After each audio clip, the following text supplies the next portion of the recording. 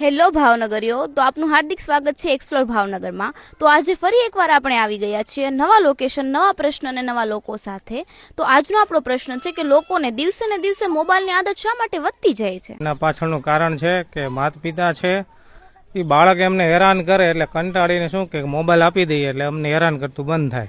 એને મા બાપ જ એને સામેથી આપી દે છે કે મોબાઈલ લે એટલે કકડાટ કરતો બંધ થઈ જાય।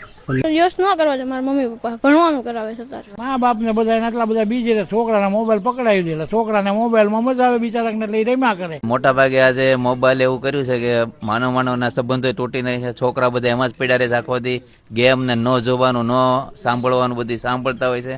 ખંતરો પ્રકાર કરીએ ને તોય મોબાઈલ મૂકે એમ, નકર ન મૂકે મોબાઈલ, ચાદુદમાં જોવે મોબાઈલ મારે।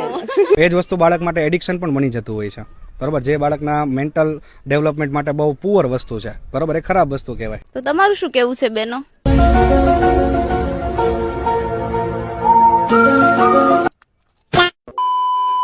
તો આજના આ સવાલ વિશે તમારું શું કહેવું છે કોમેન્ટમાં જરૂરથી જણાવજો।